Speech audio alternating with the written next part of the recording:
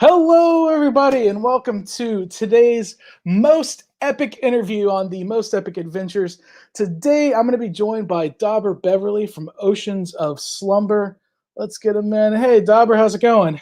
It is going great. Uh, that's about all I can say. That's that's all you can say. You can just call me Dobber, like Cher, or Okay, just Dobber, just just yeah. Dobber. The The only, I think, the only. formality of the last name just makes it feel like I'm in court or something. Okay, I won't act like the judge here, Mr. Beverly. All right, so you are in Oceans of Slumber as well as several other bands. But when I talked to you about doing this, you said you would like to promote your new album coming out, Right. and I uh, I do have a subscription to Ooh, Decibel magazine. I ain't And seen that shit, so I'm oh, jealous. you haven't seen it? Well, here you're right here on the cover. All right. You know, Uwada's on for some reason is on the cover this month, and they have you guys on the top next to Baroness and Tribulation. That's cool. But so you haven't seen this, so you haven't seen any of this. So this is new to you, huh? The editor tagged us in a photo, and Christian Larson, my bandmate, sent me some shit. What is it? This is the Century Media ad. Oh, look at So that! Look at them. so you're right next to skeletal remains. Did they say anything nice about us? They just put our face in there. Well, Self-titled. this is just self-titled EP out September 4th. Well, fuck them then, man. Uh, They put some nice. what, They could have put some nice shit on there. They could have put like a bow or something. about there is an interview with Cammy in here. I should have bookmarked this. Sorry, man. I'm looking. There you go. I'm looking. Check. Whoa! Look at that. Full. Look at this. Wow. Damn. They're like, hey, let's put this chick in here.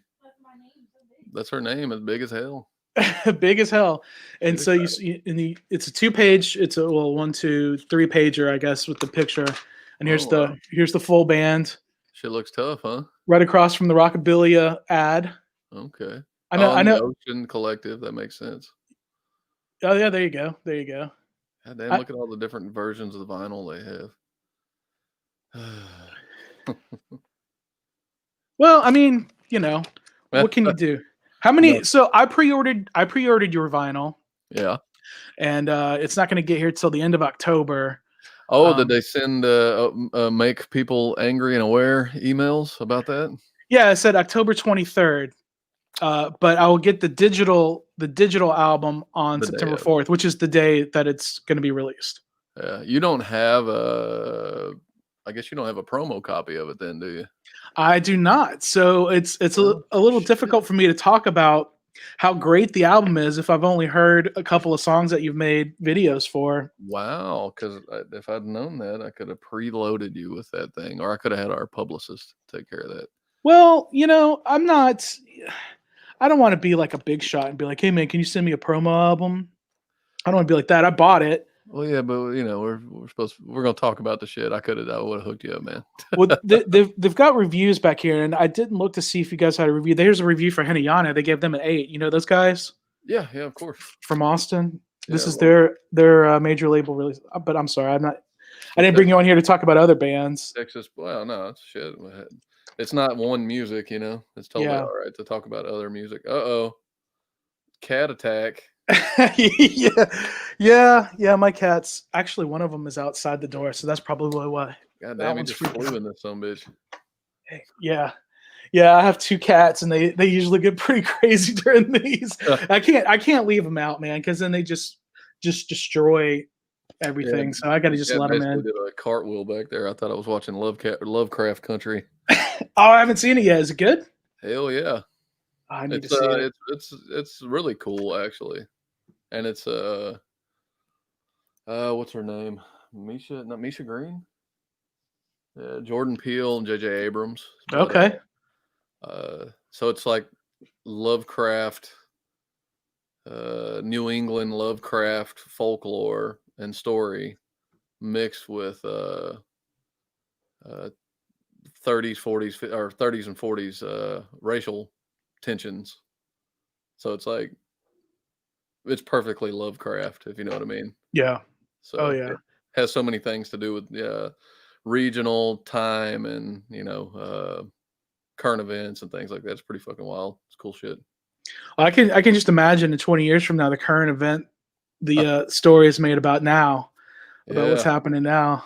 yeah, yeah. Back in my day, type shit. It's gonna be fucking fucked up. Right, right. So you guys would typically be on the road right now to promote this album, Right. and obviously that's not happening. So um, I haven't heard the album. Hey, our friend Carrie, he says hi. I think you know Carrie. Hey, Carrie. Of course. Absolutely. I've known Um, Carrie for 20 years. nice. Yeah, he's been a big supporter of the Houston metal scene for sure. Carrie's a good guy. Oh, absolutely. Um, but so I've only seen a couple of videos. You guys, your record label put out the new video for. Oh shit! Please don't kill me. What's the name of the song? It's like toss in the sea or To the sea. through the sea. Through the sea. I To, was to the sea. to the sea. Yeah. To the sea. Yeah. Right. I'm sorry. I don't Yeah. have the album in front of me. That's all right, So man. so it's to the sea, Uh-huh. and in the song she actually uses the phrase "oceans of slumber." Uh-huh. This album is called Oceans of Slumber. Your band is called Oceans of Slumber. This isn't your first album. Right. So has this song, had these lyrics been in the back of your mind for a while, or did it just kind of come out with we're going to use this in a song now? Well, I mean, of course, we get played with by the detractors. That's we're talking about American metal here, so the type of music we play is definitely for certain audiences and not for your typical I love Anthrax and I love Testament people. Mhm. So we're not like some abrasive like thrash based band, which is very American, by the way. Right, right, So it's oddly enough, you'll see people who are used to screaming and threat, D beats and shit like that, and they'll be like, "Oh, oceans of slumber, oh, oceans of sleep, and oceans of slumber, like put me to sleep." Just because of the mid pace. Yeah, obviously we go fast sometimes, but we usually play emotional doom or emotional mid paced progressive music. But oceans of slumber. I guess is in the context of the song is like the ultimate sleep or death or right, the bedding of, and so talking about this ocean of slumber could be um, like metaphorical in multiple ways. It could be either the longest sleep or it could be the longest rest, and an idea that like you finally make it to a place of peace and of zen, and because that particular song's about death, right. and it's Loss about, and yeah, it's about dealing with loss, like child loss, and mainly kid loss. It's about my niece actually, and so it's what it is. It's about watching being somebody or watching somebody go through the process of grieving and mourning in some otherworldly way. The loss of something that you could never, ever, ever replace, or you could never even empathize with. And so it's like forever you sleep, but I'm there too, waiting. And it's basically about uh, there's this Norwegian artist named Rebecca Karajord, and she talks about how do you mourn someone who's still alive, and so and that's what that's essentially what the phrase and the term is in the context of this song. And so yeah, it's been there for a while. The name of the band was never meant to be that. It was meant to be something cosmic and sea like at the same time. And so then putting it in this song is also the same. It's cosmic and very sea like. And the to the sea idea, tolling of the bells. Uh, there's a song called, or there's a piece of music called "The Bells" by Rachmaninoff, and what it was him approximating these sounds he heard as a kid of the Orthodox church near his house where he grew up. And so he wrote a piece of music that was basically his childhood memoir as an adult and how he interpreted it. And so it's just an ode overall to things like that. It's nostalgia mixed with love. It's nostalgia mixed with mourning and loss, and so to return to the sea, or to make it back to the birthplace of humanity, basically. And it's like a start over, let me go. So, Well, it's great, man. I love the video. I watched it. I don't know how many times when I subscribed to Century Media's YouTube, and so they put up different videos each day. And when it came up, I just watched it a few times, and I was like, wow, this is. I was like, oh, they're at the Ren Fest in that picture, and I was like, oh, there's Samir, because I know Samir a little bit from his other band, yeah. and so Well, the Renfest picture, it's like that whole song is about that. The Renfest picture is our guitar player Zan's mother and father, and his father passed away last year of cancer. mm, And so the majority of the photos that are in it, the opening photo is me holding my niece, and then later on is my niece holding my daughter. And that was about a few months before she was killed in an accident. And so it's like all these linking things, there's all this catastrophic loss around us, and then we have no choice but to kind of pick up and move on, Right. It's like Skeeter Davis. I don't know if you ever listen to her music. Don't They Know It's the End of the World? It ended when I lost your love. It's like this old country song, and the song's about her basically like, why do the birds keep on singing? Why does the sun keep shining? Don't they know it's the end of the world? And it's like, you really have no choice but to carry on. Yeah, and that's super important right now with everything that's going on with Right. Absolutely. We must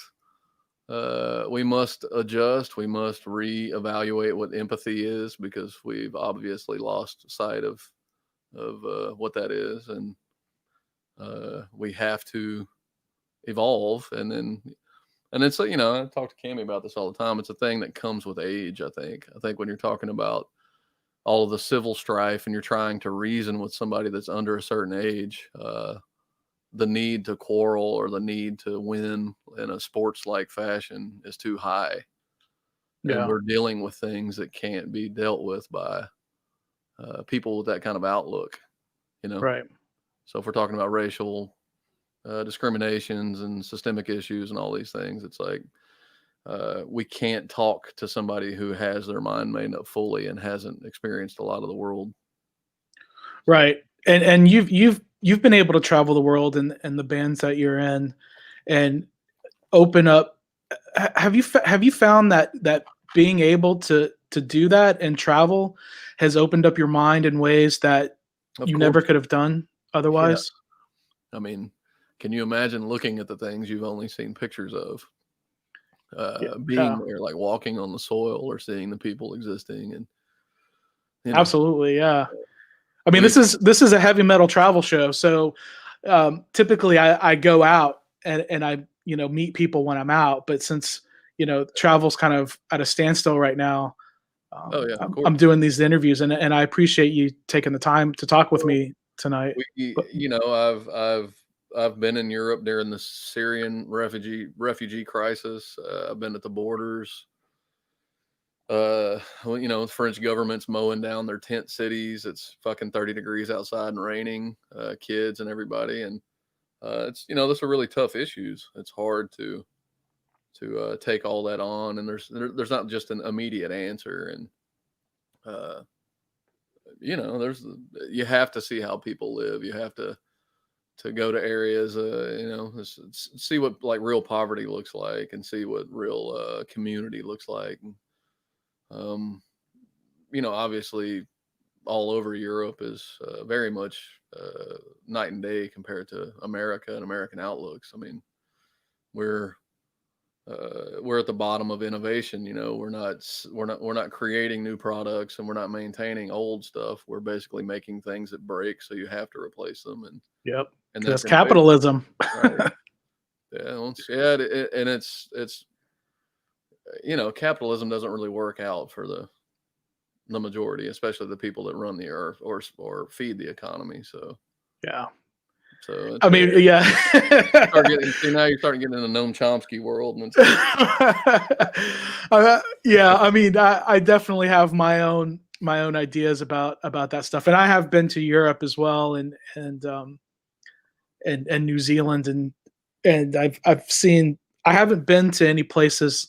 I haven't been to like India. I'd love to go there, yeah. but I haven't seen, other than the poverty we have in this country, I haven't seen like a third world type situation with my own eyes. Well, I've been, through South America and I think, as far as the third world, that would probably be, the thing is probably all I've ever gotten, and that's just in, parts of Chile and Central America and all that stuff too. It's pretty wild down there.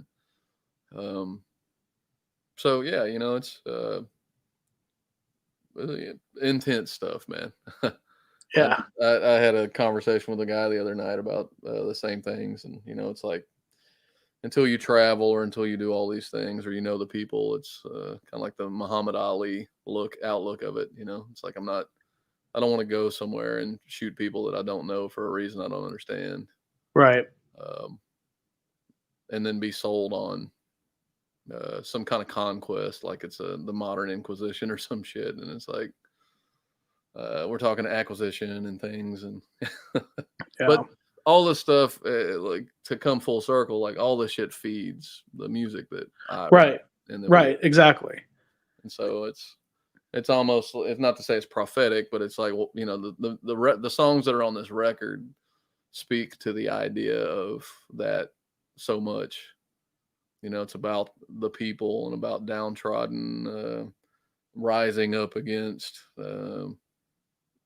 Tyrannies and rising up against oppressive forces and things about Cammy's the singer of the band, woman related, race related.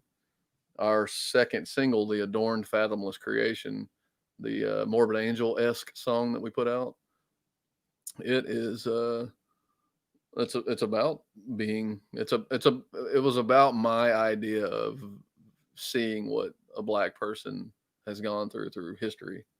Mm-hmm. And so the adorned, so the robed royalty, adornment. Yeah.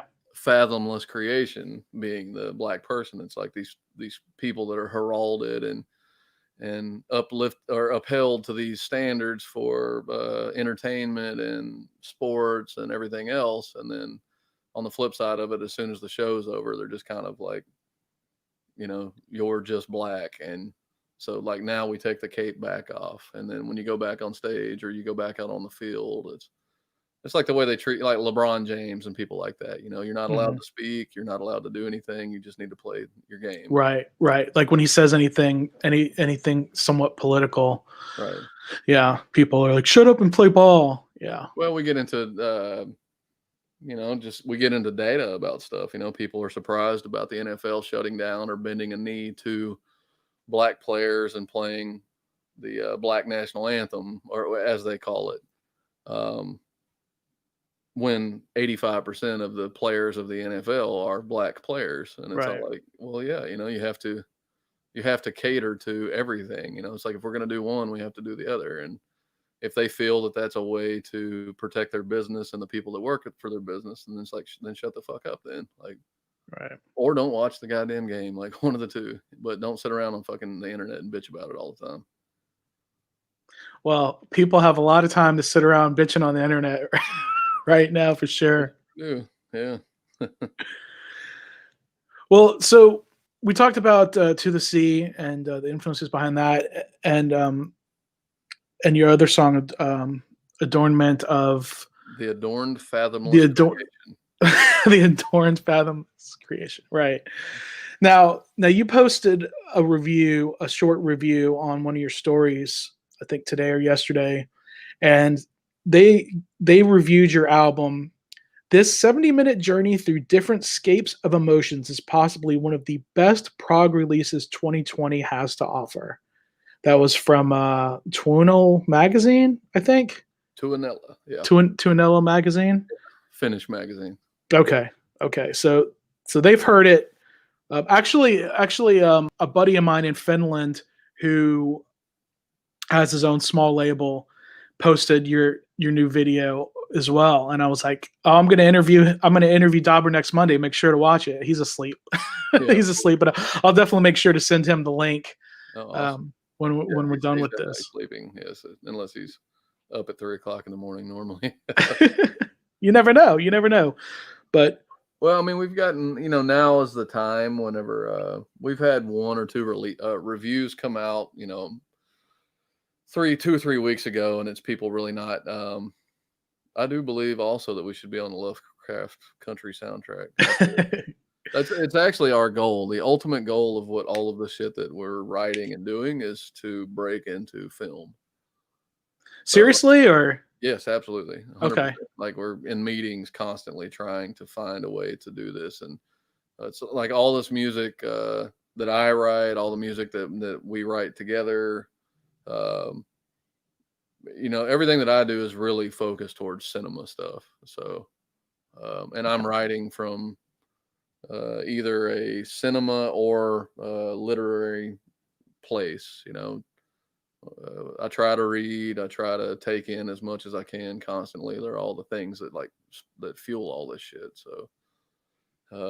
So in a lot of the interviews that we get, most people ask us like, "Oh, this sounds like it could be in a movie," or tell us that it sounds like it could be in a movie, or this should be in movies, or I hear film parts here and there, and it burns us up because we don't have a lot of control in that, and the way that you get placed in these movies is really, really difficult. So.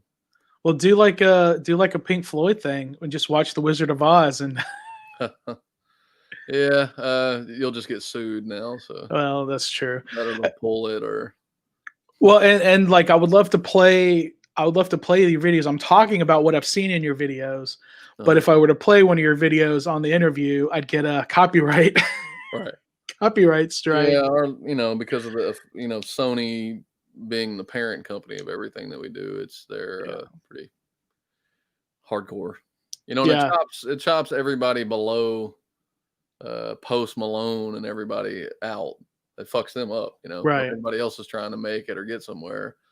All their stuff just, you just get the axe, or here comes the claim, here comes the shutdown, here comes the email. It's like like we can't even use the stuff in our own videos. Like it all has to be cleared, everything has to be kind of pre-set up. It's weird. Right. Yeah. Like I said, I saw your videos through your record label posting the videos. Yeah, we get into weird stuff because they don't do that much direct to Facebook linking, and Facebook doesn't play kindly with YouTube. No. So there's a lot of limitations on things, if they aren't doing sponsored ads, or they aren't, horning their way in on it, then it doesn't really work as well. So, it's a big game, and everybody has all these ideas of getting on, big labels and, major labels or any label. And, it's just, there are pros and cons to everything. Yeah, sure. Right. Yeah. I mean, that's pretty cool though, that, I didn't know that Century Media was owned by Sony. I'm not surprised. I used to work for Sony over 20 years ago. Yeah. And, I was one of the college marketing reps. I got paid $50 a week. That's sad. Yeah, it was the only job I ever got fired from. Oh shit. Because we've, and I don't doubt that. Like we've gone to the studios and all the, for whenever we're in California and we have to go like do meetings and stuff. You can tell, it's like they're just kind of running people ragged, or I wouldn't say run them ragged, but you know what I mean. It's like your $50 a week story. It's like, fuck up. Yeah, because they were like, well, we know people want to work in the music industry, so we can afford to pay them so cheap. And then like I had a thing where I was doing like a local music thing on Thursday nights at this place, and the regional guy decided he wanted to do an Oasis listening party on a Thursday night for this is, like I said, it was 20 years ago. And I Yeah. was like, I can't make it. I got this other thing that you've known about for months. And he's like, if you don't make it to this Oasis thing, you're fired. I'm like, what the Yeah, you could have went over and got your Wonderwall on. Yeah, God, I fucking hate Oasis. I hate Oasis. That's actually my eBay username is I_hate_Oasis. God damn, man. Fucking committed to it. It's committed. I've had that username since 1999. Terrible, man. Well, But you got to stick to your guns, man. you stick to it, exactly. Yeah, no change. But so a couple weeks we'll have your album. I'm looking forward to hearing the whole thing. Sounds like so. Now, how much of it was written before the lockdown and everything? Oh, the whole thing. Yeah. The whole record was finished by shit. I think I had the masters in January. Okay.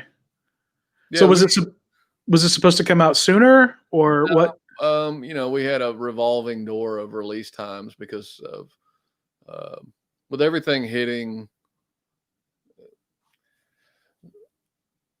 When was the original? It was sometime in August. It's like, so it only changed by a couple of weeks. Okay. But what did happen was the amount of singles went up, and it's just for visibility. It's like a new thing that record labels are trying to do. It's like a pop approach to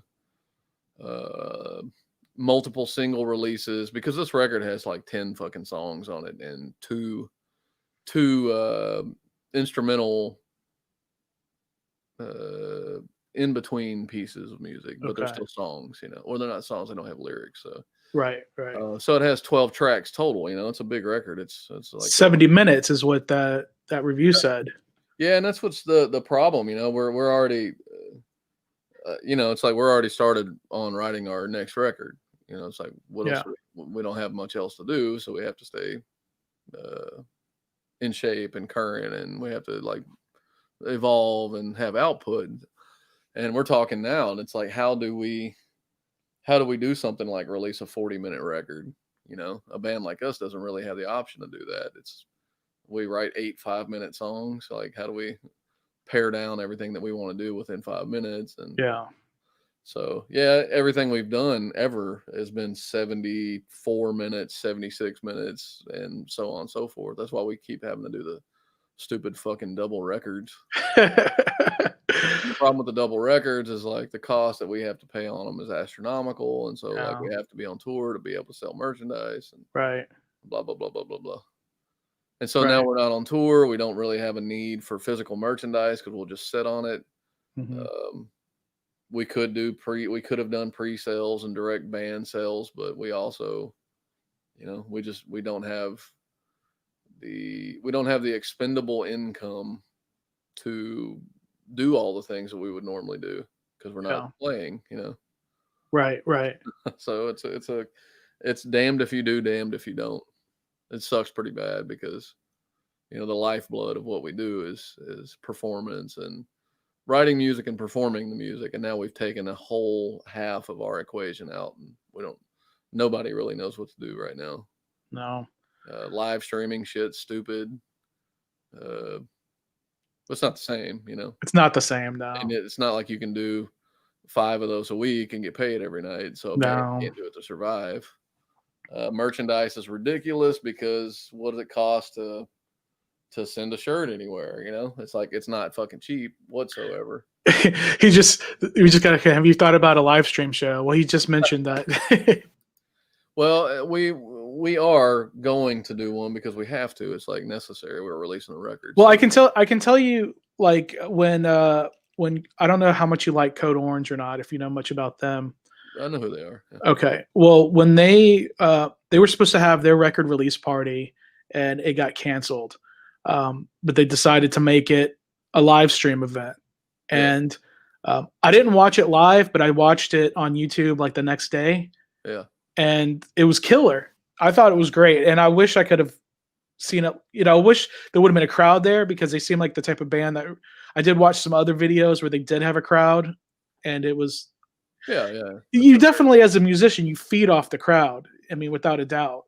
Yeah, but and again, like what I was talking about earlier, though, it's like the vast majority of what the purchasing American audience is leans towards something like a Code Orange would be A typical high, yeah. But I mean, because of energies, and it's like for what we do, it's like walking into a fucking funeral.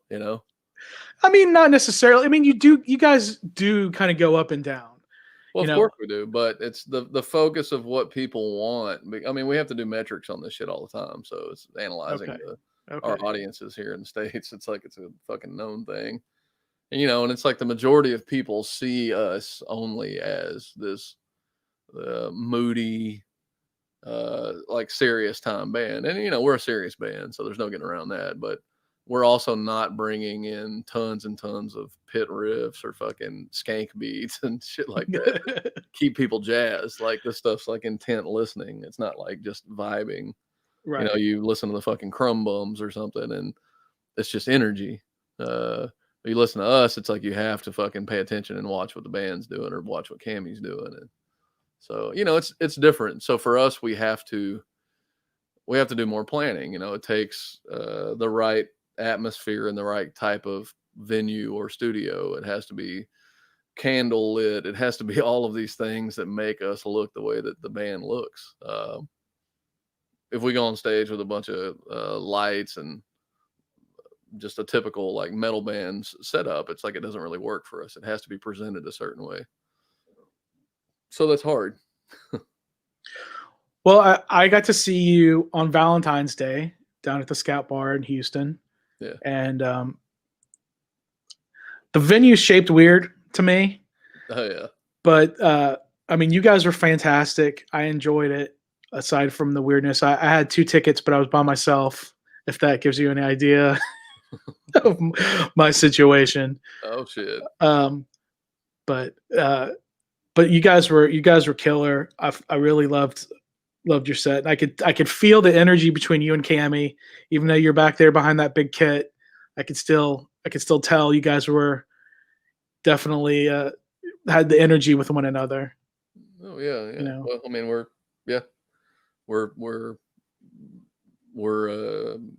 inseparable unit for the most part. It's like we do this, we live together, we do all kinds of stuff. We write music together, we write multiple things together. So carrying it on to stage is just another piece of the puzzle. But the whole band, the whole point of the band is being just for lack of a better term, a vibe.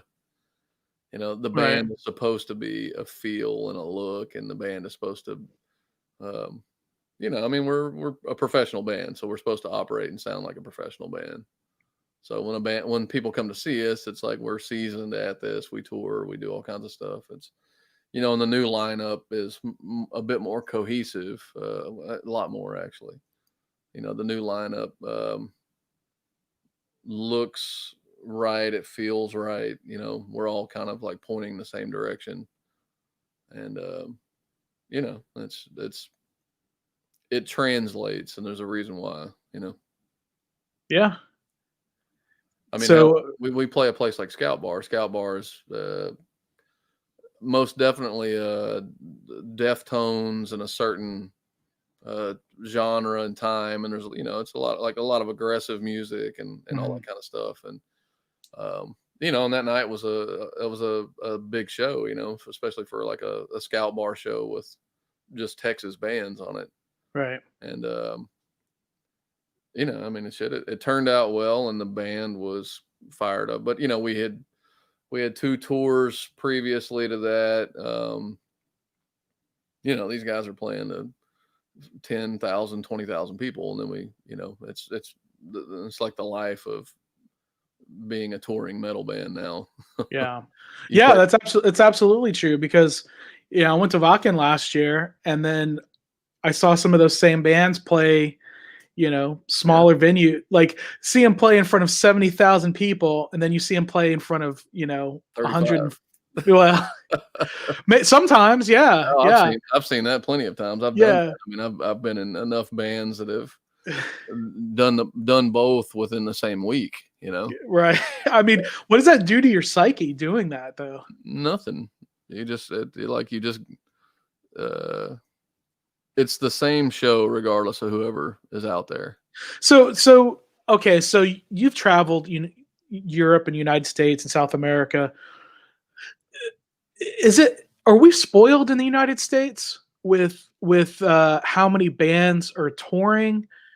And Spoiled? compared, well, I mean, compared to Fuck like, no. it seems like in Europe, it seems like in Europe they just have these big festival shows. Like Ask if you any want to, European band that ever has to come here how much they fucking hate touring the United States. It's like everything from routing to accommodations and well, I'm talking about as a fan, as no, dude. Look at the underworld, London, and just look at last year and see what would be in a typical week at the underworld. okay. You would shit your fucking pants. Literally, it's a cataclysm, Candlemas, fucking cattle decapitation, decapitated, all that separate nights in one goddamn week. Okay, that's Over fucking Nick Cave. This like the same night in London. Max Richter playing 2 days later, and then PJ Harvey. It's like it's non fucking stop in places like that. And Germany's the same way. And Paris is, all the major cities get. That's I mean, it's for one, it's where all the fans are, the revenue is. yeah. Um, every time we've played in London, it's been sold out. Okay. And so It seems like metal is more of a niche genre in the United States than in Europe. It seems like it's a lot more mainstream in Europe. well, yeah, of course. I mean, look at what's peddled to everybody here.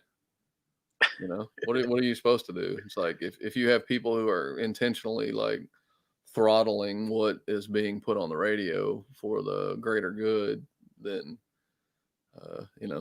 what's happening. It's like if Spotify's full of tastemakers, if tastemakers are like basically high payers, if the list just goes down and down and down. And Well, I can tell you every time you guys put out a new single on Spotify, it ends up in one of my release radar playlists. well, awesome, that's good. So Well, it's a necessary evil. Like you have to do it, and it's like um, when their owner did this recent talk, and everybody yeah, got all pissed off about it, and it's all like you can bitch all you want to. It's not going to change anything back. Like the reality is this is how things are now.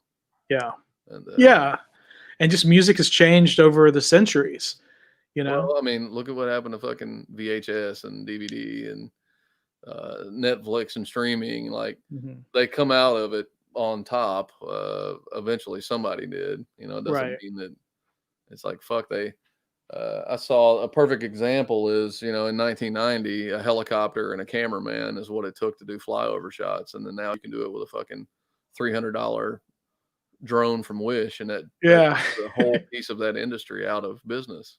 right, And it's like, are they bitching? Like, I'm sure they bitched when the death rattle was happening, and it's like, yeah, you can't, if you're not the size, I feel terrible for new bands. Absolutely. I have friends that are trying to start bands. I see young bands that are trying to come up, and, you see it and you're just all like, dude, all these opportunities you think you're having, all this stuff, it's just a waste of fucking time. It sucks. I mean, it sucks to say and see, but it's like if you're not spending money on your band, you're not going to. If you're not investing in yourself and your band, you're not going to get anywhere. right. You know, people pissing and moaning about playlist placements and any kind of like sponsored things on social medias, and it's all like it's literally the only marketplace you have anymore. Right. So if you don't use it, then shame on you. It's foolish. Yeah, and just like I mean, we all have to do what we have to do. Like I'm selling merchandise now. Like if you're watching on YouTube, if you look down there, you'll see some T-shirts with and stuff with my logo on it. Oh yeah, You know, that's cool. and you were talking about getting inventory. Like all my stuff is all like print to order kind of things. Yeah.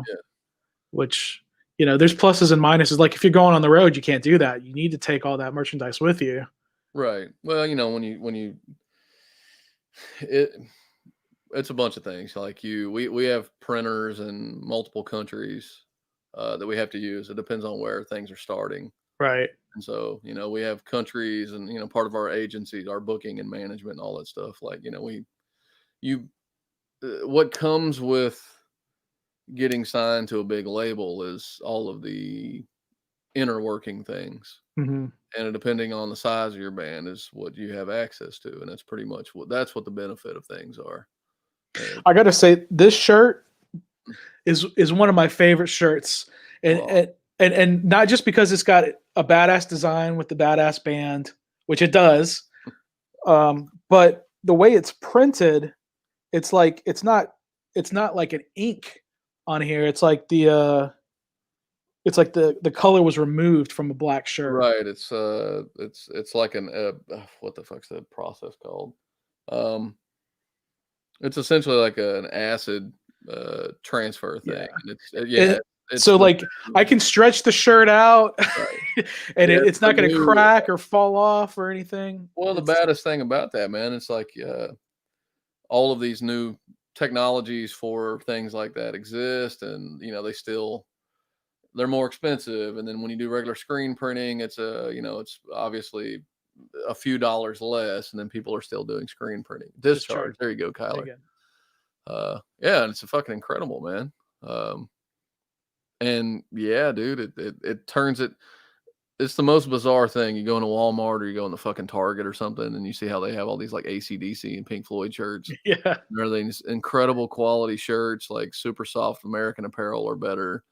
And then it'll have this discharge style printing to where it seems like it's just part of this fade. And and then the goddamn shirt's $7 Hmm.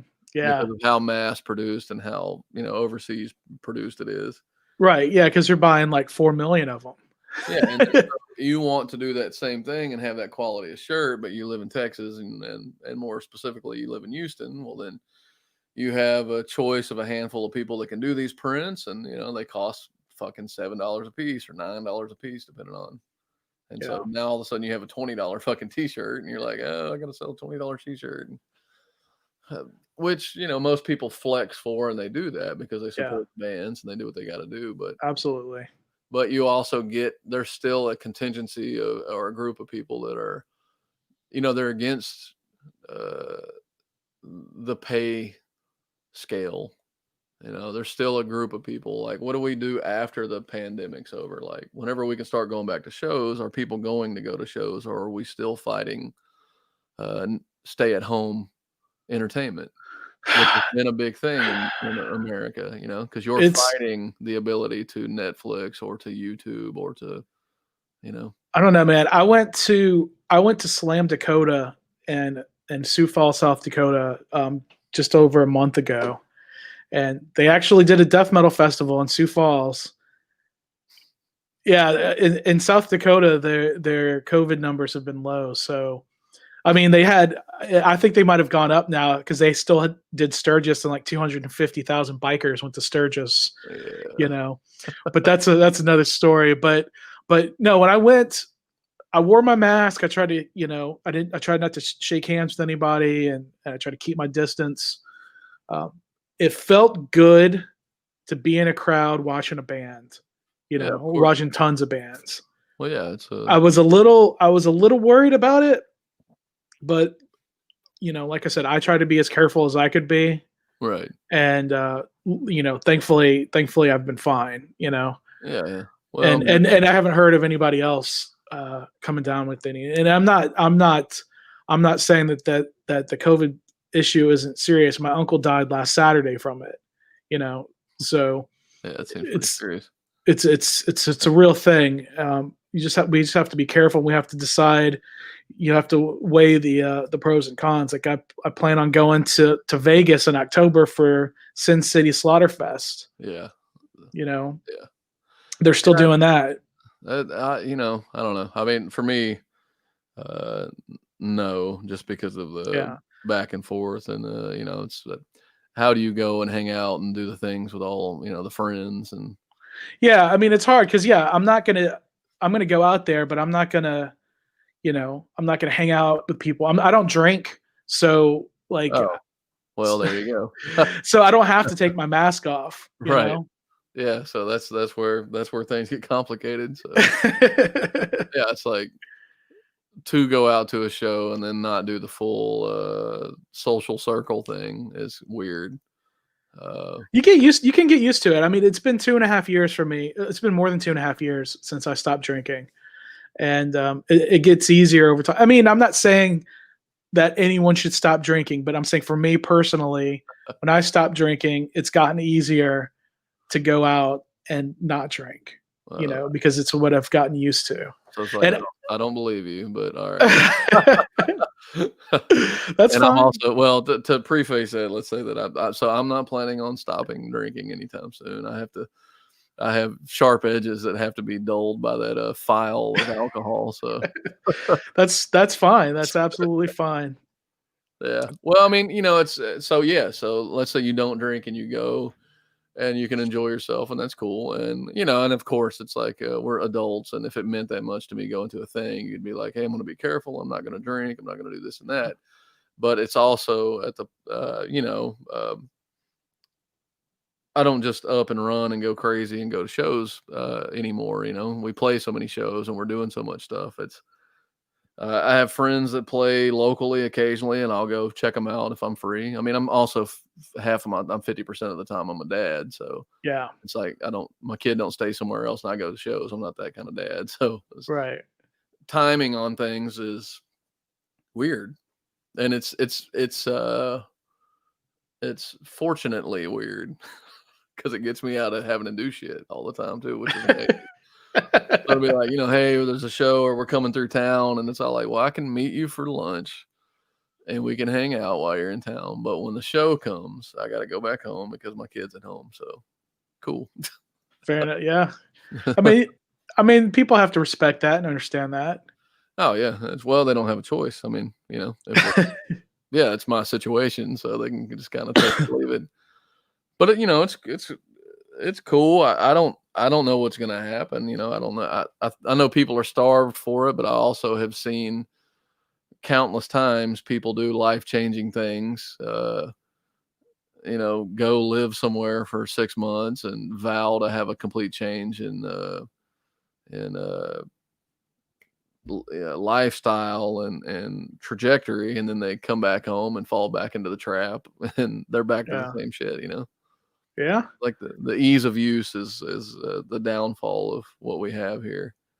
Yeah, it's true. It's true. I mean, um, we it's easy to, like you said, it's easy to fall back into old habits, but it's also, if you want to make a positive change in your life, you can.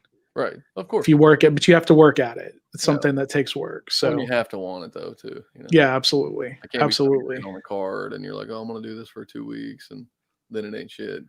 Right. Yeah, yeah. Or just like like my dad was a smoker, and he would buy a pack of cigarettes and be like, "Oh, this is my last pack of cigarettes," and he would smoke them, and then he'd like, "Well, I'm gonna get one more." It's just like, if you decide you're gonna do something, just do it. Like when I stopped drinking, I had a going away party for alcohol, and I met some friends at a bar in the Woodlands, and I drank all the best beers. It's like a craft beer place. And you went Called crazy, and then I went crazy. I didn't go crazy, but I enjoyed myself with all of the best beers in the world. And then that's the last time I drank. December 30th, 2017. That's the last time I drank. And I drank the absolute best. well, That's like saying it's kind of like I'm not gonna eat burgers anymore. So I'm gonna go and have like the best burger. right. To You're not gonna go to McDonald's. Have that be your last memory. If McDonald's is the alcoholic's hamburger in your Yeah. in your comparison. That's all. Like, I just have to have a hamburger, man. I just want a hamburger. Yeah, exactly. Exactly. Well, I mean, most of that stuff is also faced with like life or death and mortality and things like that cause major shifts in Mhm. behavior. So my dad had a quadruple bypass, like out of the blue emergency, and chain smoking for life, and then like then and there quit smoking, and it just and it stuck. He never smoked again. He hadn't smoked again, and things like that change you instantly. Right. And then there's the gradual changes or the things that you try and like diets and all the normal shit that I'm gonna change my life. I'm gonna get active. I'm gonna read fucking books. I'm gonna do all this stuff, and you'll do it for fucking 2 weeks. And oh, this is not working. It's not that easy. And fuck that. And I need constant chatter around me, and just nothing changes. Yeah.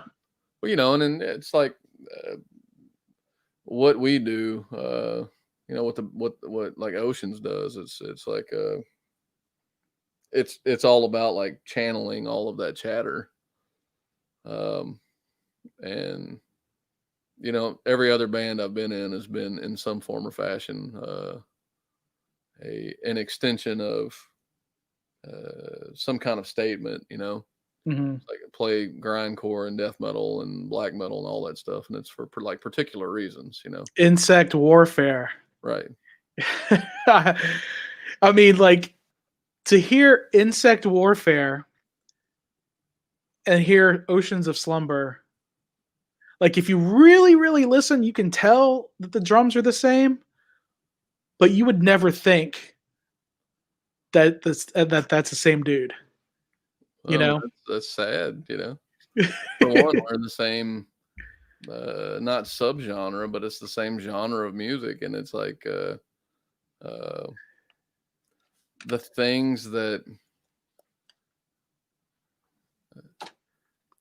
like the emotions and Trying to. things that are conveyed and all of those types of music. I guess like brutal death and slam death and all that kind of shit is it's that's kind of a different thing. Yeah, there you go. I got this. I got this from Bo. He had some left. That is a pile of noise and right. That's all it is. Yeah, Well, but it's that it's was fun. that was a very eye-opening experience for me too. I come from a death metal background. I was playing like fucking satanic death metal, like crazy evil death metal, and my whole life revolved around it. Even though being atheist or anti-theism type person my whole life, which I guess falls in line fully with what like the tenets of Satanism would be, and the fact that it's like not Right. theological in any kind of way. Right.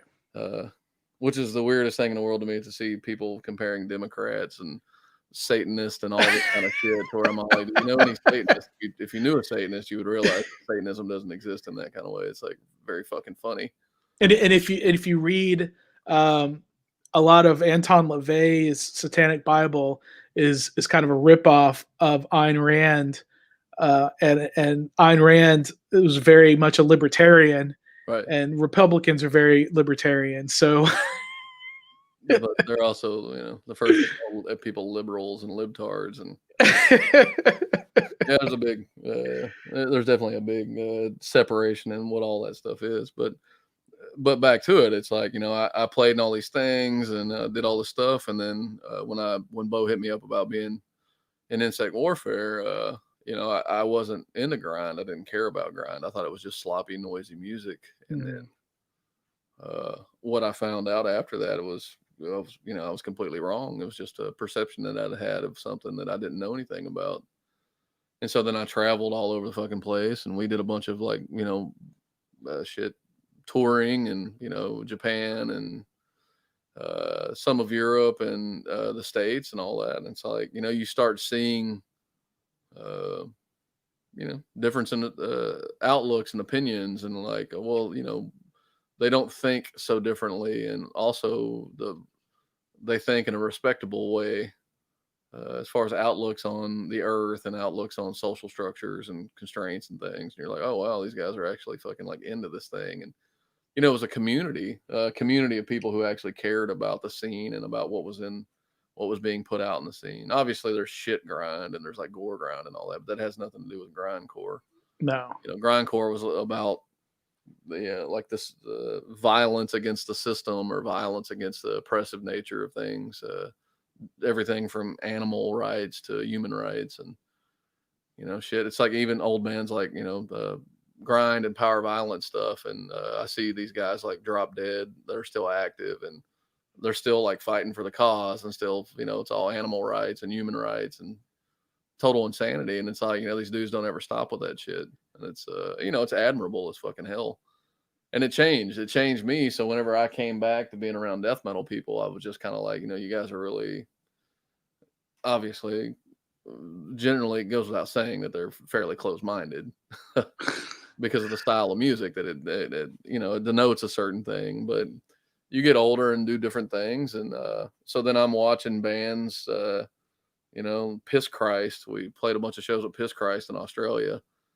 And I'm like, any day of the week, if you had one of these crust punk bands play with a death metal band, like the crust punk band would probably outperform the death metal band on stage, just because of the sheer amount of energy and power and violence in the music that they play, and they believe it and they feel it, and it's like, yeah, this is it's badass, it's amazing. So then you come out of that and you're like, well, I also am into jazz and fusion and all this other stuff, and that's me. Like, so I have a fairly decent classical music background and jazz and everything else. So how, when you were coming up, how did you decide I'm going to be a drummer, and these are the people that I look up to as drummers? I didn't. I was trying to play guitar for a band called Viral Load, and they already had a guitar player, and he asked me if I knew how to play drums, and I was like, I do. I didn't really. I was like, I do, but I don't have a drum set. And he was all like, well, if you can get a drum set, like, we need a drummer. I'm the guitar player. I was like, cool. So then I had listened to, obviously I was very aware of drummers, and it was like at that time a super huge Morbid Angel fan, and Deicide, but Deicide wasn't about drumming, it was about riffing. Morbid Angel was about drumming and riffing. Vader with Doc, their original drummer, and then oddly enough, Chris Contos from Machine Head, the first record. Okay. Incredible drum sound, incredible drummer. But I had such a love for Samael, the Swiss band. Yeah. And Ceremony of Opposites is probably one of my favorite, if not favorite, records in the world. And so I put on headphones and just played that record over and over again until cat asshole was in your face. Yep, that's what they do. I played to that record over and over again until I knew how to play the drums, which only took a handful of weeks. Obviously, I wasn't as good as Zytrus was at the time. And then Dying Fetus had put out Infatuation with Malevolence at that time, I think. And so Sean from Viral Load was basically like, we need a drummer like Dying Fetus. Can you do that? And I was just like, yeah, sure. So within 6 months' time, I recorded the first demo I ever recorded. I think it came out in '98, and that was the Mouthwatering Stench demo. We had played tons of shows, did all these national shows in Houston, played at the Abyss about fucking 80 times. Nice. I played there once. Yeah, I mean, yeah, it's no matter how many times, if you got to be there, it was amazing. Yeah, that's an amazing place. And so that's that's what happened. I just started doing that all the while I was playing guitar at the same time, still constantly. And then I was going back and forth. I was a huge fan of Imprecation at the time. Probably one of my favorite bands in the world, when I was a young cat.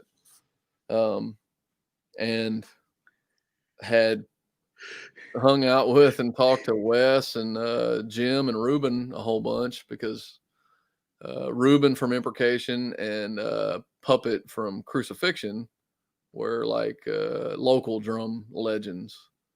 And so I'd heard them, my whole young life, and I was all like, well, so I got to get as good or better than these guys are. Like, I have to get on this level. Yeah. And, one thing led to another, and I wound up talking with Wes enough that I joined the original incarnation, roughly, of Infernal Dominion, and then it just kind of went from there. And so when I was in Infernal Dominion, I had been playing drums for about a year or so. Yeah, about a year or two. Then we tracked a demo, made a record, and then the rest is kind of like cult death metal history as far as Texas-based death metal goes. Now, has anybody re-released any of those demos? Yeah, of course. Corpse Gristle re-released the Mouthwatering Stench stuff on CD. Infernal Dominion is now, for the first time, it's been repressed multiple times on CD, but it's like now coming out on vinyl for the first time. Cool. Same dude, Corpse Crystal and Burning Dogma Records. And then, you know, during that time, I also started playing in a band called Sect of Execration, and that was like a super, super like technical, brutal, evil death metal band. And that it got the same shit. Like all of these bands are now at that point in their life to where people are trying to do vinyl releases of them, you know? Right. Yeah, I actually got some in the Metalhead box.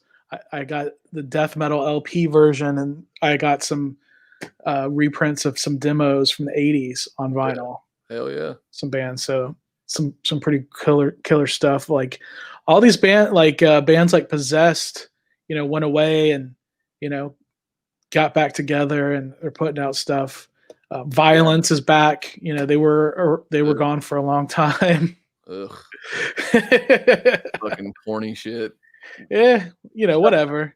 Yeah, well, I've never been a Violence fan, and they're also like super fucking lame. I don't know if you follow any of their social media presence, but they're fucking laughable. No, but I did see they did put out a cover of California Uber Alles, basically as like an anti-mask wearing video. I thought that was kind of weird. Yeah, it's all like cool flex, man. I mean, the dude almost died from. Hey, there's your cat. Yeah. The dude almost died from like you know, liver cancer or something, and he's gonna come out and try to act like he's something. Yeah. Impervious to. Here, let me see if I can look at this thing. That's a big cat. Well, just so for size here. There you go.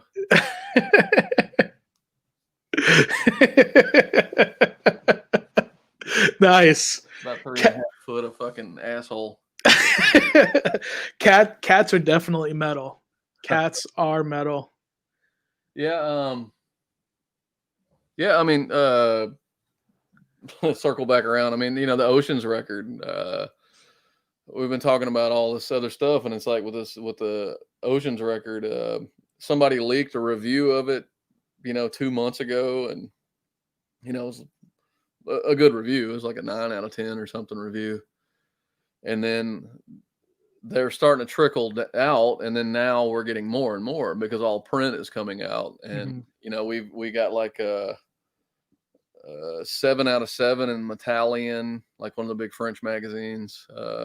We saw Metal Hammer in Germany gave you a 7 out of 7. Yeah, that's right. 9 out of 10 or 9.5 out of 10 out of Metal Hammer UK. You know, I mean, it's, you know, obviously we're going to get a review or two of fucking haters. Like that just happens. Like that shit happens. And Decibel, one of the things I really like about Decibel, I don't know, are they the biggest metal magazine in the United States now? They're not the biggest. No, I think Revolver's still the biggest. Revolver's still the biggest. Yeah. But they do a couple of things I really like. They do the Flexi Disc, which they didn't have one this month. And I told them I would mention it on this interview. They had a problem with their printing, so next month there will be 2 in the magazine. If anybody was wondering, oh, that's cool. But they always do like their top 40 of every year. Yeah. So last year their number 1 was the Blood Incantation album. Yeah, and then number 2 was Lingua Incognata. Are you familiar with that? Have you listened to that? Yeah, I've listened to it. I thought that was a little interesting to be the number 2 metal album of the whole year. Yeah, me too. Ahead of Gatecreeper. I loved Gatecreeper's album. Yeah, I don't, you know, it's different and shocking in its own way. I mean, for me, I'm a big Diamanda Galas fan, so what she's doing kind of like doesn't have any effect on me. Yeah, it's very similar to her. That's good that you brought her up. I was thinking, you know, I know she's worked with Mike Patton, who I love a lot, and I know Mike Patton's done he's doing a lot of movie soundtrack stuff now and game soundtrack stuff. So I don't know if that might be. You were talking about maybe doing movie soundtrack stuff earlier. Maybe kind of go the route he went with some small independent things. Well, I mean, like, Sony owns Well, okay, Columbia so we Pictures, can't right? do that. So So we can't do that, and that's what the fucked part is. yeah, I don't okay, have the option to do things like that. I'd have to do those independently and thus right. start over. Obviously I have connections with things, but it doesn't mean that I can just walk right in and be like, So how do you? Okay, so how do you do your other bands that you're still currently in while under contract as well, because member of I'm only Oceans? operating as Oceans of Slumber in that contract. Okay, And it's like with I anybody was else or Dark Descent or Earache or Elapse or anybody that has anything to do with the other bands, it has nothing. The only thing that works the only thing that can work against us is that with somebody with like a bigger mainstream contract, you aren't allowed to have over X amount of members in another band. That's usually what's in those. okay.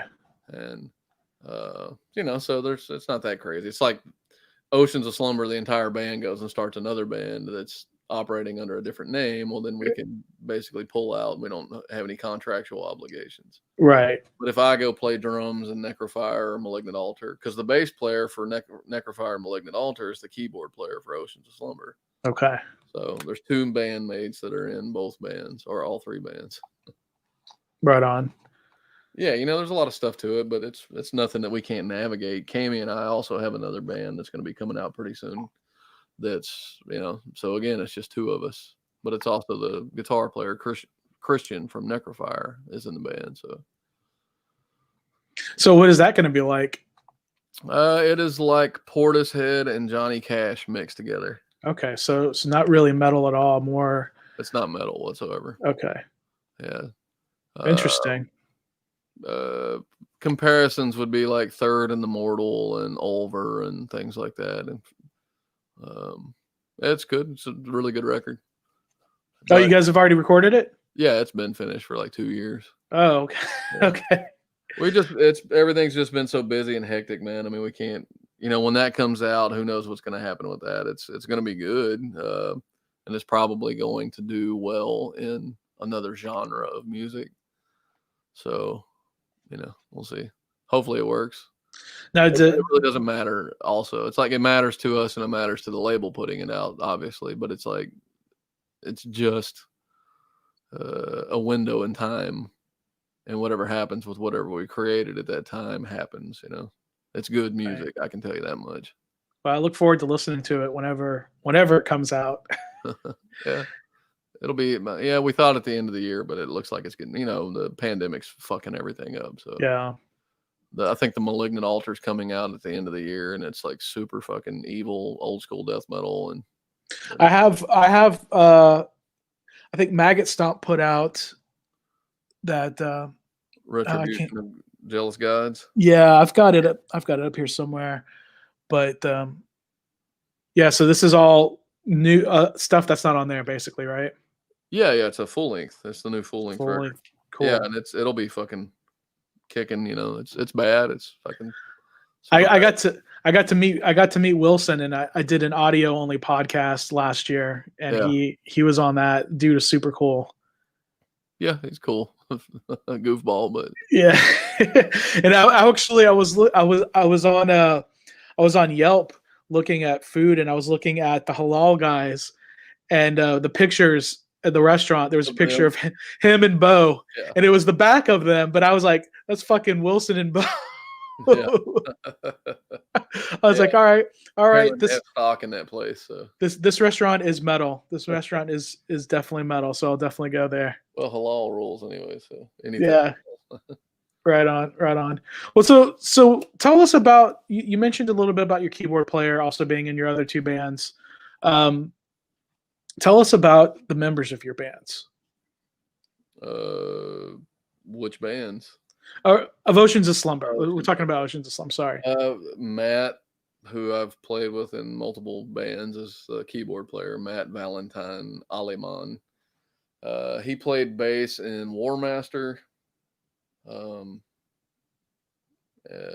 Necrofire, Malignant, and then during that time, right after War Master, he started playing keyboards for us because Bo from Malignant was playing keyboards with us right after and during the Insect Warfare reunion.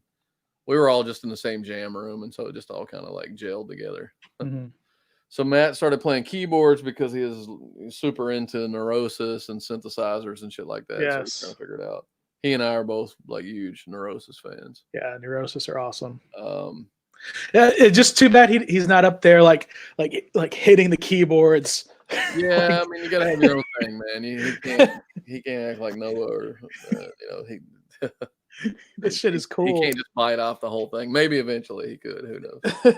Um, and then at the end of 2018, all of the band members from Oceans quit in one way or another. Within about 6 months of each other. Uh, the first guy was unhappy with life and was stressed out and had kid stuff going on. He was also the direction of the band wasn't exactly the things that he was vibing with, and we'd had some back and forth over the years about if you're not happy, then don't be in the band. Don't feel like you have to. Second bandmate left because he had a job opportunity with whatever it is he did, and touring and everything else is hard. Mhm. And the relationship within the band wasn't always the best in the world, just because of how much fucking effort it takes to be on tour all the time, and Right. also run a band at a certain level, and that's what we were doing.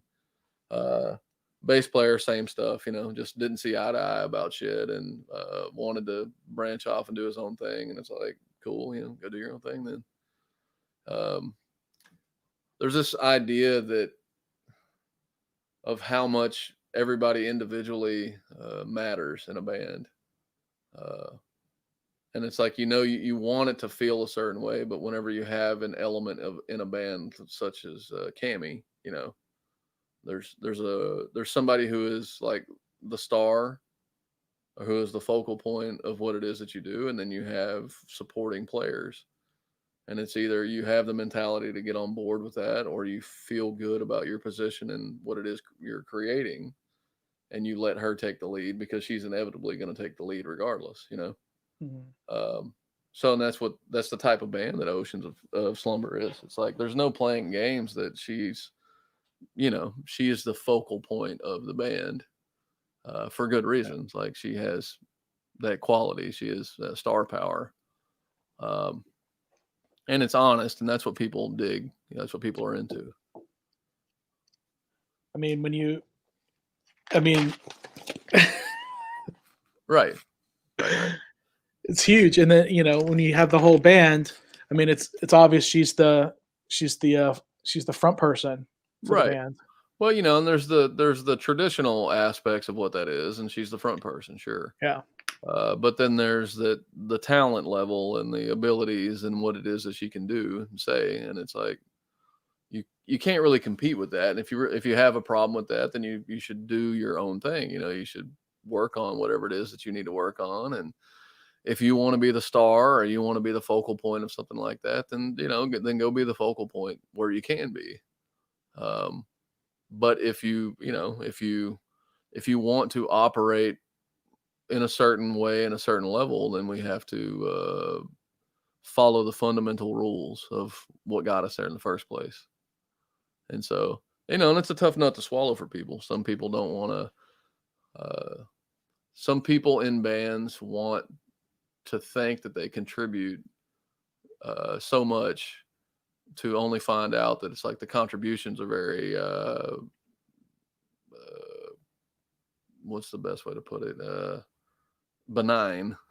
you know Mhm. it's like, you can't, most bands don't write in some breakdown of democracy way. There's not a band that that's really like everybody gets a say, everybody gets to do this, or gets to do that. Obviously there's rarities in that.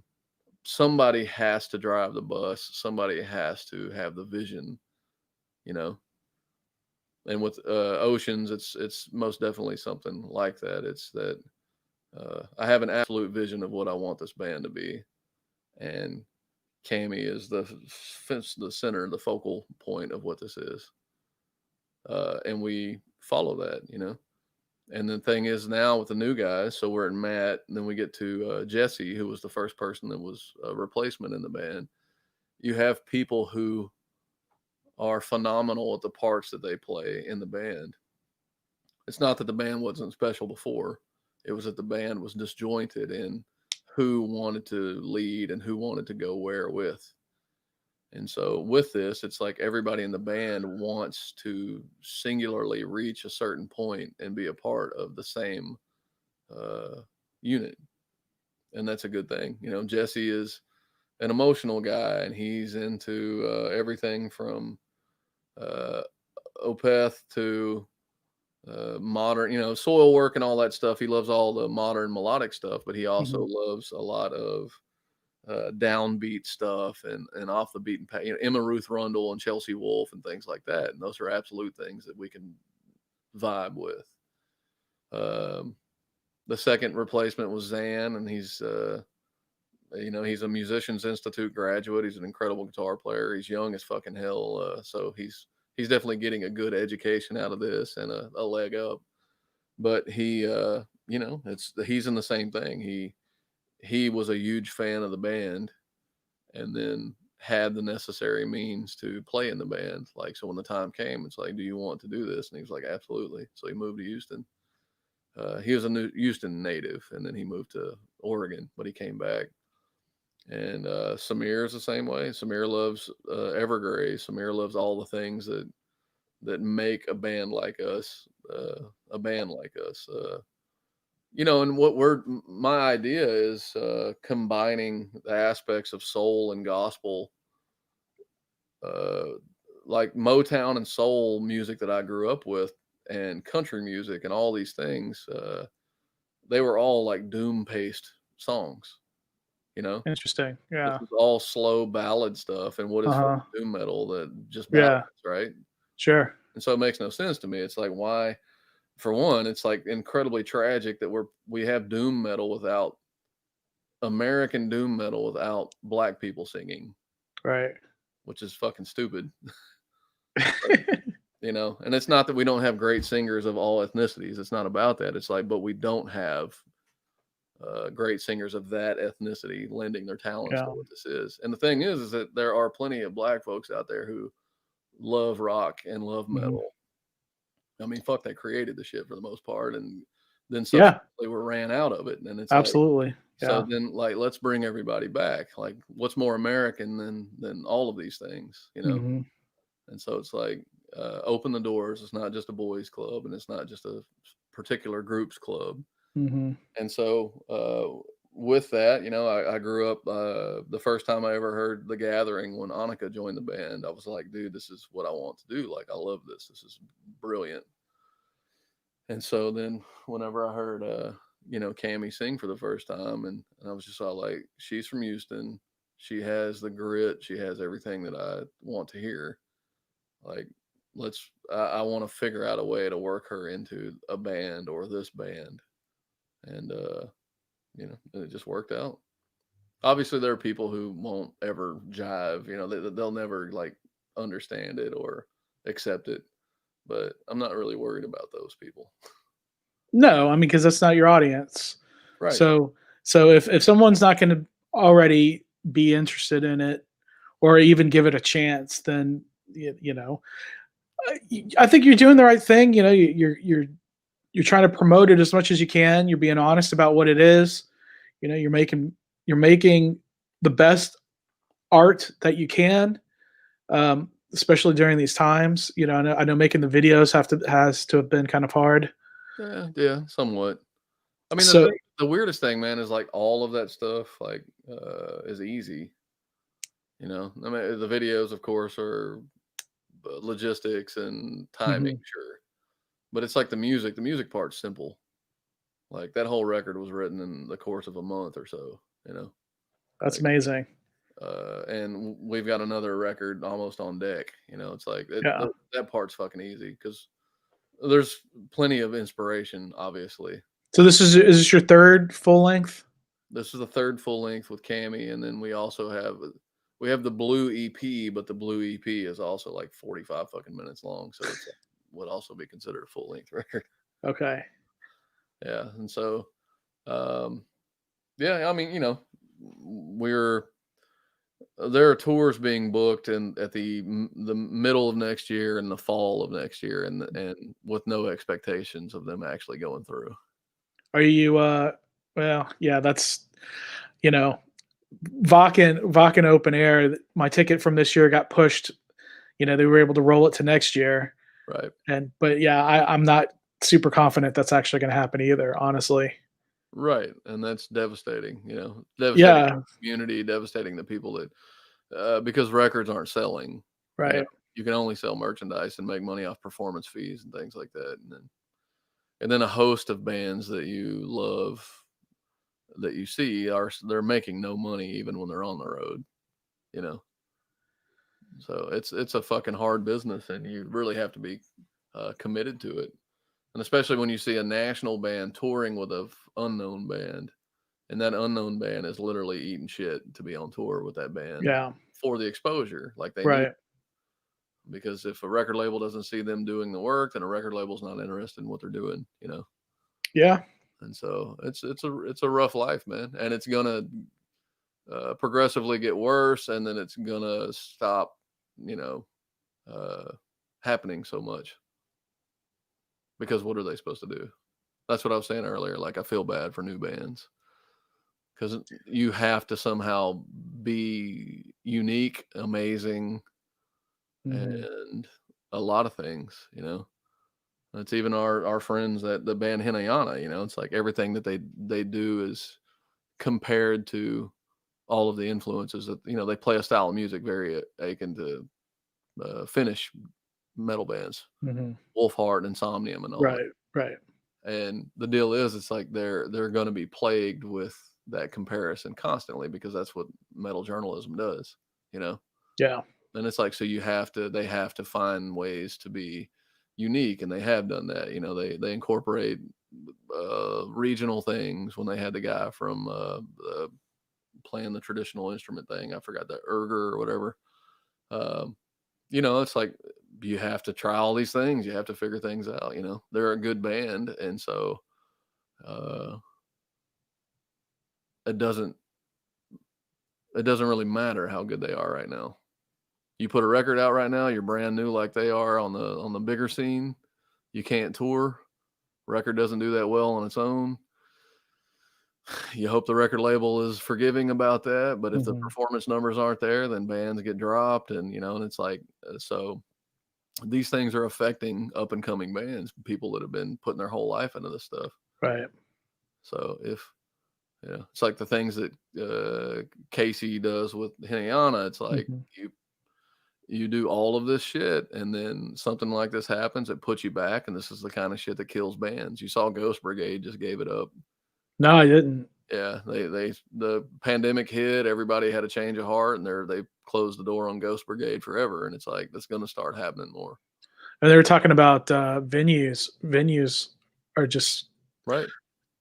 What are they supposed to do? Or, there's no money for the arts in America, that's for sure. They don't give a fuck no, about the no. we're background music to them, and of course, like bands at our level and below us are nothing to them. And it's like we don't mean shit. Right. Because if you talk to somebody and you're like, oh, well, when we play a local show, we draw 300 people. Sometimes we draw 500 people. Like it's a really badass show. And they're like, oh, well, Toyota Center. Right. Like Right. the comparison metric is the fact that somebody can come to the Toyota Center. And you're like, yeah, dude, there is a whole world of people trying to make it in this business. And it's not at the Toyota Center, you know? No. And so, yeah, you just hope that everybody can weather the storm. I mean, you can only have so many Katy Perrys in the world. Right. Yeah, that's true. But that's, it's all a marketing tool. It's like, it's uh, put together, piece together, production out the ass, the person, the every bit of it. Well, like fuck, even like big metal shows, it's hard to get to that level. Like I saw Iron Maiden with Ghost at Toyota Center. I think that's the or I saw Tool at Toyota Center. I mean, Yeah. Think about the year that the first Iron Maiden record came out, and that they're one of the biggest bands in the world. yeah. Tool. You know, Like we're talking about things that have lineages of 30 years. Right, And exactly. then when you have a metal fan, a true metal fan, scoffing at like Slipknot and Five Finger Death Punch and all the things, and it's all like those are the big next generation of big bands, Sure. and it's like, what are you, what are you supposed to do? It's like I don't like Five Finger Death Punch in the least, but it's like those are the guys carrying the torch, and it's like, Right. But yeah, I mean, I don't either, but yeah, they still sell out. They sell those places out because they put on a show. right. Just like my Well, you can mom. sit around and whine about it. You know what I mean? It's like Yeah, everybody hates Amon Amarth now. I don't. I still love them on Well, Amarth. okay, so a good portion of people Sure. are like, "Oh, it's mainstream, it's garbage, it's always been garbage," and it's like, as soon as you start winning, you start getting everybody turning their back on you. You know, I saw them twice last year, the day before my birthday and on my birthday in San Antonio, and it was the exact same show, but it was a Monomarth, Arch Enemy at the Gates.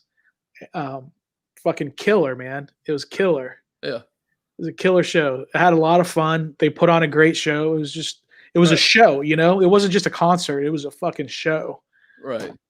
Well, yeah, that's what it is, and you have to. Finn McKenty, the guy that does the Punk Rock MBA podcast, he did a breakdown about metal's anti gimmick, and he was all like, Sure. as a genre of music that forbids gimmicks, you guys sure do love gimmicks. And he points out that every single thing that happens in metal that's famous of any kind is a gimmick. Yeah. Uh, Well, when Slayer did their farewell tour and came through Sugarland, yeah, um, it was a badass show. the when Lamb of God was playing, I left and went and bought a Behemoth shirt because I thought Behemoth put on a much better show. That was the Yeah, first time I had got to see them, and that Lamb of God just bored the hell out of me personally. yeah, I I mean, know. I don't think they're a bad band or anything. I just seeing them live. I'm not a fan whatsoever of the band. I'm not somebody, I'm also like not gonna walk around and piss and moan about the shit. It's just like Yeah, simple as not listening to them. yeah, absolutely. It's fucking Pantera with no guitar solos. So, It's so fair enough. I just thought they were kind of boring live personally, but well, um, look at Behemoth. Behemoth's huge now, and everybody hates them. So, yeah, not everybody, obviously, but all the diehards. sure. It's like Yeah, because you can't win. can't win. It's hard. Dude It's beats hard. cancer, comes back, gets famous, puts on these big crazy shows, and now he's some mainstream charlatan that's got tits and ass and satanic imagery everywhere, and is going to war with the Polish government constantly. Yeah. How he's a poser and a chump. So, like Waida, the band Uada. Yeah, you oughta, yeah. It's like everybody hates on that band, and it's like, yeah, they put on a great show. Like I've played multiple shows with the dudes. Uh, they're pretty solid guys. We did that 1349 run through Texas, and it's all like 1349 wouldn't have been able to do that tour without them. Yeah, And it's like yeah, nothing. That doesn't mean that 1349 is not a legit badass black metal band. It just means that there's a new generation of black metal, and it's unfortunate if you dislike what all that is, but that's what it is now. It's like fucking get with it or get over it. And there's a reason why they're on the cover of magazines, because there's a huge buzz about everything that they're doing. Well, I mean, as long as they're not putting Burzum on the fucking cover. I don't think there's any chance of that anyway. Decibel's also pretty, they definitely don't lean that way. I could see maybe back in the day, Terrorize or Pit magazine putting Burzum on the cover, but they also had all the white nationalist record labels putting ads in their magazines and all that shit. That could be a whole nother topic. It can be, but I need to go cook dinner here in a minute. Yeah, man, you're gonna make some chimichurri steaks, and I'm sorry for keeping you so long. Yeah, but I really appreciate you taking the time, Dobber. This has been awesome. I actually was a little nervous about this because I mean, you've played some big shows, and you're a pretty big band. So hopefully this didn't suck too much.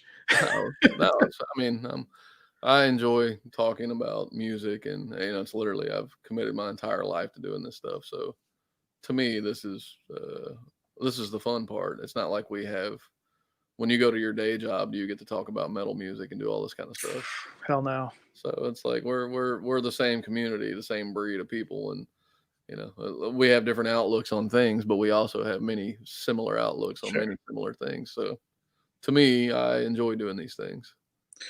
Well, when I guess in 2 years when things get back to normal, and I see you at a show, I probably still won't be drinking, but I'll buy you a beer Oh well, I'll hold you to or that. or a whiskey or whatever it is. Both.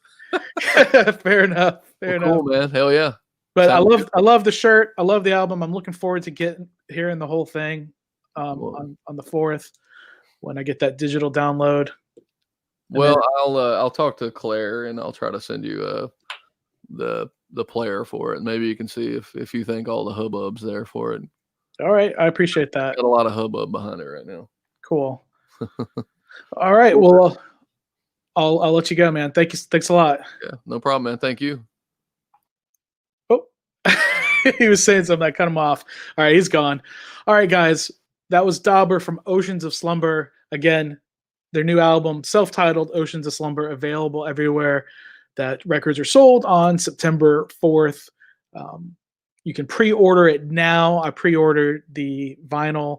The vinyl's not going to be here to the end of October, but I will get the digital album on the 4th. You can, you can check. They're in Century Media Records. They've been putting out their videos. It's good stuff. Like I mentioned earlier, I can't play the videos without getting like a copyright strike. That's just part of how it goes here. So, this is an hour and a half. Thanks to those who watched. I know people have been coming in and out.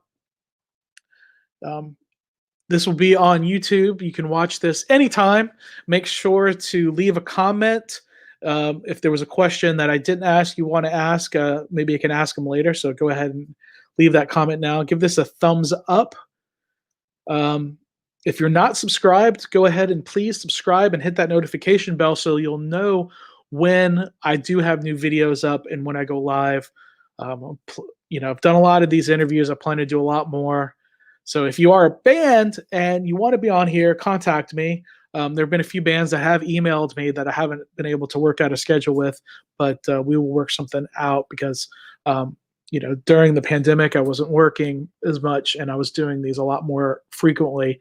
I would like to do more of these. So I'm going to reach out to some more bands. I don't have anything else set up right now, but we'll have that happen. I got some more mystery boxes. I'm going to do some mystery unboxing, and I'm going to go to since we can't travel too much, I'm going to go around to some places in the Houston area, maybe further out in Texas, maybe go to some parks, go to some museums, and show you what's going on there. Also, I've been talking to a couple of restaurants. If you like my foodie videos, I will bring you some footage from some of those restaurants and show you some good food you can eat at. What else do I've got going on? So mystery boxes, adventures, food, more interviews. And I talked about in October going to Sin City Slaughterfest. So we have that coming up. Underneath here, if you're watching on YouTube, there's a link to merchandise. I do have a new Teespring store, so everything is printed to order. There's so many different things. There's t-shirts, there's sweatshirts, there's tank tops, there's leggings, there's face masks, there's fanny packs, there's phone cases, stickers, there's all kinds of stuff with different logos. If you're an artist and you want to add some logos to my store, all right. The Astros, Tucker just homered, so the Astros are up 1-0. So that's good. If you are in the Houston area, please be careful this week. We have Marco that's coming up tomorrow from it's in Louisiana right now, skirting the coast of Louisiana, and it's bringing the tail of storms through the eastern United States. So if that comes up and we get a lot of rain, and then Laura comes up and we get that like a category 2 or maybe 3 hurricane on top of all that rain, it's going to be pretty bad here. So Please be careful. I might set up. I have an old phone. I might set it up in one of my windows and have like a weather cam going for you guys. So that might be something that you can look forward to. If you're not in the Houston area, you can watch to see what the weather's like here at my house in Spring, Texas. So follow me on Twitter at Most Epic Show. Follow me on Instagram at The Most Epic Adventures. Like the Facebook page, The Most Epic Adventures. Please pre-order the Oceans of Slumber album. They're fucking a phenomenal band. Dobber was super nice. So it was so cool to have him on. I guess that's it. Thank you for watching, and we'll just turn that notification bell on, and you'll know when we have the next video. And watch my old videos. There's some cool stuff. I've gone to Vakken. I've gone to Full Terror Assault. I've gone to these different museums and parks, and I do mystery box and openings. I've done a ton of these interviews with some great bands. So if you haven't watched the videos, please go back and watch some of those and leave some comments and some likes and some thumbs up. It really helps. The more you do that, the better I can do with these videos. I just got a new ring light, so the lighting is a little better. So it's getting better. It's getting better. I'm going to change this up a little bit, maybe. I don't know. I can get a green screen and change the background if I want. What do you want to see? Let me know. Leave a comment. Thanks for watching. Keep it metal. Keep it sleazy. All that stuff.